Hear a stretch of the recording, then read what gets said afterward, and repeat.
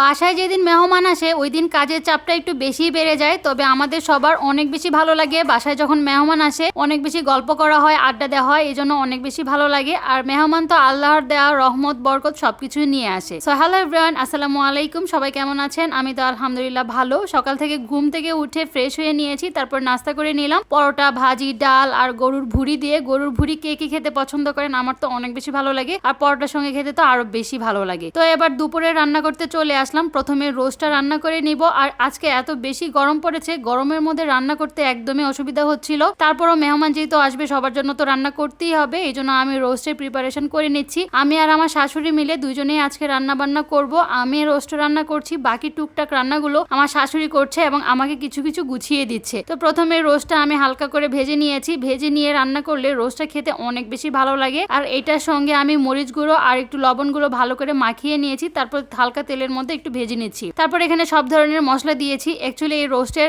রেসিপিটা আমি ডিটেলসে শেয়ার করেছি, এই জন্য আজকে আর দেখালাম না, শর্টকাটে দেখিয়ে দিচ্ছি। এখানে সব ধরনের মশলা দিয়ে ভালো করে মশলাটাকে কষিয়ে নিচ্ছি। খুব সুন্দর করে মশলাটা কষানো হয়ে গেলে এখানে ভেজে রাখা মুরগিগুলো দিয়ে দিচ্ছি। ভালো করে এবার কষিয়ে রান্না করলে একদম রোস্ট রেডি হয়ে যাবে। অ্যাকচুয়ালি আমার হাতের রোস্ট খেতে সবাই অনেক বেশি পছন্দ করে, এই জন্য বাসায় যখনই মেহমান আসে আমি চেষ্টা করি এই রোস্টগুলো বা আমি যেগুলি পারি সেগুলি আমি রান্না করার। যেগুলো আমি পারি না সেগুলো আমার শাশুড়ি রান্না করে। তো এভাবে আমরা দুজনে মিলে ঝিলে রান্নাটা করে নিই এবং সময়ও খুব তাড়াতাড়ি বেঁচে যায় এবং খুব তাড়াতাড়ি সবকিছু রান্না হয়ে যায়। আর এই গরমের মধ্যে একা আমার শাশুড়িও যদি সব রান্না করতো তাহলে অনেক কষ্ট হয়ে যেত, বা আমিও যদি করতাম অনেক বেশি কষ্ট হয়ে যেত। এই জন্য সবাই মিলে একসঙ্গে কাজ করলে কাজটাও তাড়াতাড়ি শেষ হয়ে যায় এবং সবাই একটু রিল্যাক্স পায় বা একটু আরাম করতে পারে। তো ওইদিকে আমার রোস্ট রান্না হয়ে গিয়েছে, এদিকে আমার শাশুড়ি মশলাগুলো মাখিয়ে দিয়েছে। আমি এবার জাস্ট মাছগুলো ভেজে নিব। বাটা মাছ ভাজি তো অনেক বেশি ভালো লাগে খেতে, আর গরম গরম হলে তো আরো ভালো লাগে। আমার মাছ এমনি খাওয়ার থেকে ভাজি করে খেতে অনেক বেশি ভালো লাগে, মানে জাস্ট ভাজাটা খেতে অনেক বেশি ভালো লাগে। তো এইভাবে সবগুলো মাছ ভাজা হয়ে গিয়েছে। এবার পোলাও রান্নায় চলে আসলাম। পোলাওটা আবার আমি খুব ভালোই রান্না করতে পারি, মানে পারফেক্টলি হয়। আর পানিটা মেপে দিলে পোলাও সবসময় পারফেক্টলি রান্না করা যায়। তো আমি সবসময় পানি মেপে দেওয়ার চেষ্টা করি, এই জন্য আমার পোলাও আলহামদুলিল্লাহ সবসময় পারফেক্টলি রান্না হয়। এখানে চাল একটু আমি গাজর কুচিও দিয়েছিলাম, গাজর আর বরবটি এগুলো একটু দিলে না খেতে ভালো লাগে পোলাওয়ের সঙ্গে। তো এগুলো দিয়ে ভালো করে চালটাকে সুন্দর করে ভেজে নিয়েছি। সুন্দর করে একটু ভেজে নিলে তখন দেখবেন পোলাওটা